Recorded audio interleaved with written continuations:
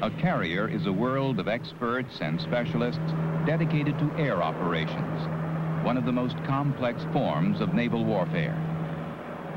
Every man on deck is an expert in the teams of specialists responsible for putting the planes in the air.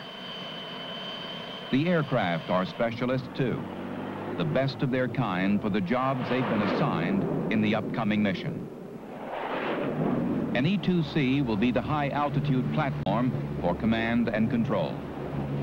The A-6s will deliver the ordnance. The F-14s will fly barrier. The A-7s will handle flak suppression. And the EA-6Bs will protect them, providing an electronic shield during the most critical minutes of the mission.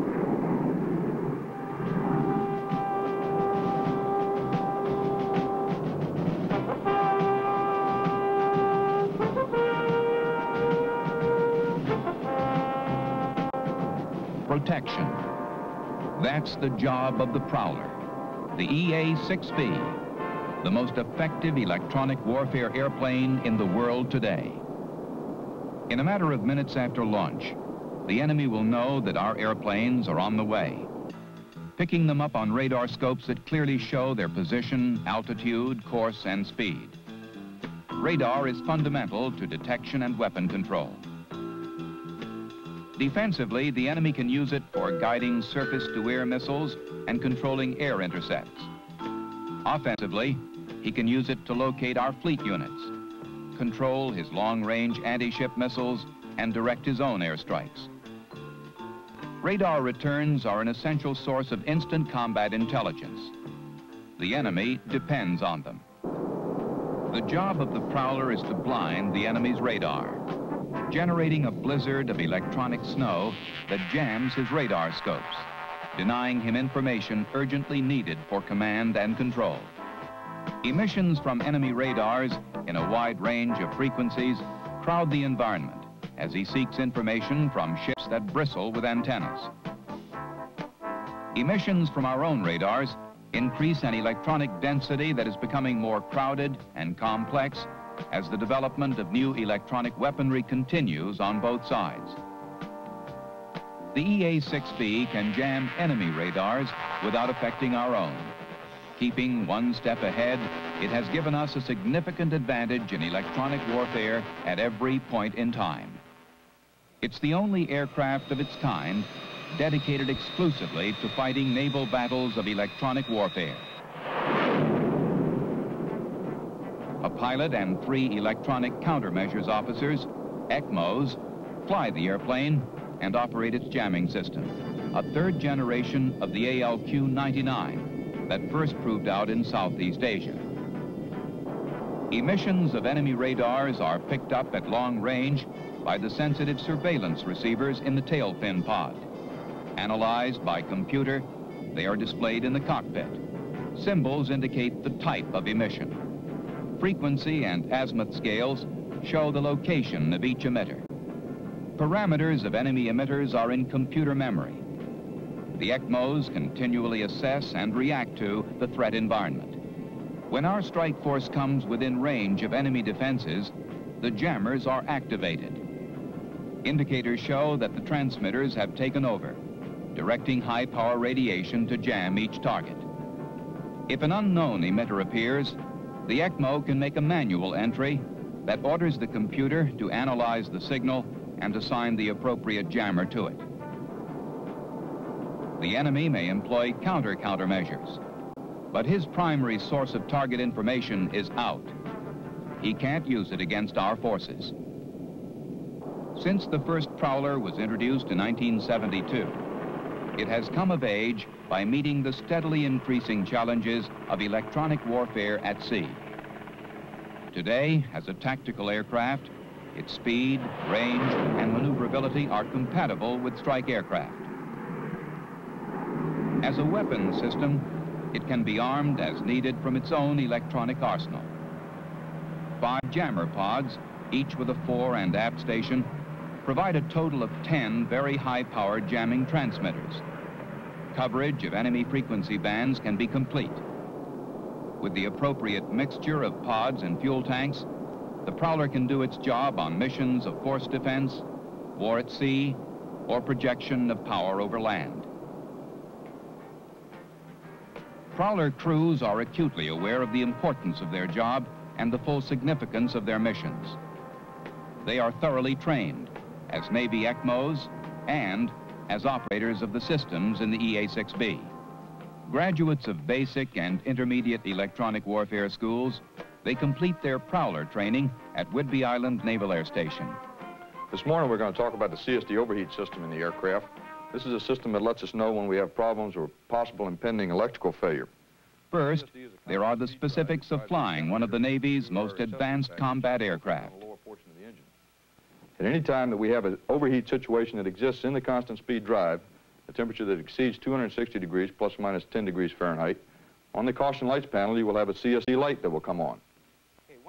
Then, the mechanical operation of the jamming system and its utilization in tactical deployment. The system is fully automated, but the ECMO's evaluations and decisions make the most of its capabilities. Airborne now with the pod. Final training is an exacting schedule of flight tests in a computer-controlled simulator that can reproduce any in-flight conditions, including emergencies. Computer-generated images will present the pilot with a realistic view through the canopy as he launches, maneuvers, and makes arrested landings.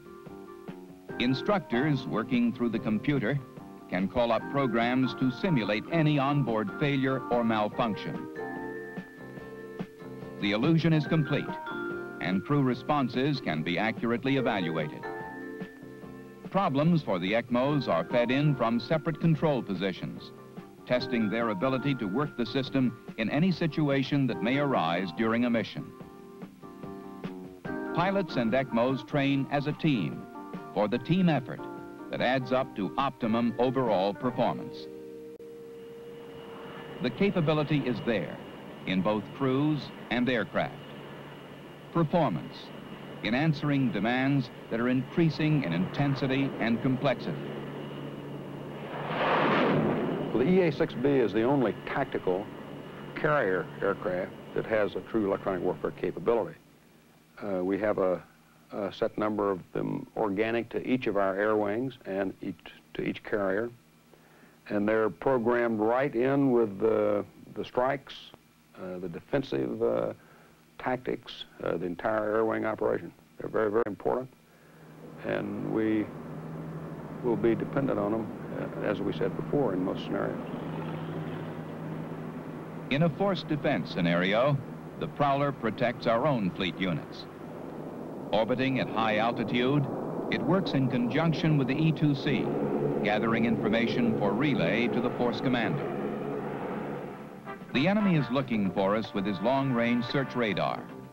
As soon as his signals are picked up, the ECMOs activate their jammers. The enemy won't be able to see us, but his signals tell the Prowler where he is and what type of platform the signals are coming from. When his surface search and fire control radars are switched on, they are picked up and reported instantly and immediately jammed. Missile seekers can let him aim anti-ship missiles from up to 100 miles away, except when they are picked up by the Prowler and jammed. The Prowler is on station and on target, doing one of the jobs it was designed for. The other job is basic in the scenarios for strike missions. EA-6B tactics during the mission will be to jam the acquisition, GCI, fire control, and AAA radars. The NAVRA profile, a couple of considerations, will be silent to 60 nautical miles, and we'll turn our jammers on at that point, leave them on for the remainder of the route until the egress. We'll stay with you over the target, come on out and pick you up on the ride out. The overall objective is to put this airplane and its capabilities in position with the strike group in order to provide maximum protection for our strike aircraft going in and out so that we have maximum effectiveness, minimum losses. Knowing that the EA-6B is along, even in the practice problems that we run on a day-to-day basis for training, gives us all an increased feeling of confidence. The airplane is tremendously capable. It does the job that it was designed to do, does it extremely well. I'm very glad they're on our side. We have to have it if we hope to get to the target, do the job properly, and get back safely. Intelligence reports that the target is defended by long-range SAM sites, short-range SAM sites, and radar-directed AAA batteries. There's an adjacent EW-GCI site with 3 early warning radars and 3 height finders. At the moment, EW radars and height finders show that the enemy is maintaining only routine surveillance. The attack group is clearly visible to the enemy, but he is unaware that EA-6Bs are in the formation, flying with their jamming systems in a surveillance mode.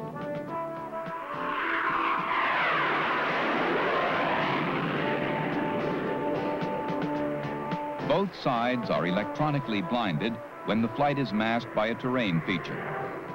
But the enemy has been alerted, and when the flight is in the clear again, the prowlers find that the enemy has switched on more EW radars and oriented narrow beam acquisition radars toward their last known position. The attackers' course, speed, and position are clear.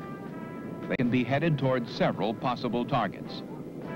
GCI symbols appear, showing that the enemy is launching his own aircraft. At the 60-mile mark, as planned, the prowlers switch to radiate, and the screens report optimum effectiveness. When the group splits for their attack courses, they are completely covered. Their electronic shield will continue to protect them as long as they need it.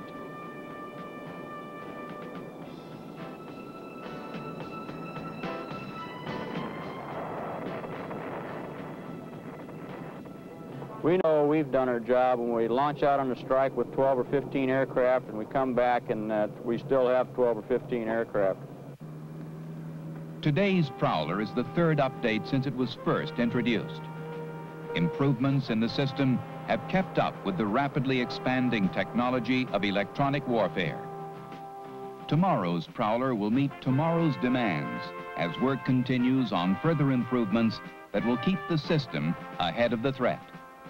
There is room and flexibility for extended performance, updating capability without expensive redesign or modification. Tomorrow's Prowler will do more, but until tomorrow, today's Prowler will continue to be the most powerful and versatile electronic warfare aircraft in the skies, serving both the United States Navy and Marine Corps. The job of the Prowler is saving lives, ships, and aircraft, and increasing the effectiveness of missions. No other airplane in the world can match it.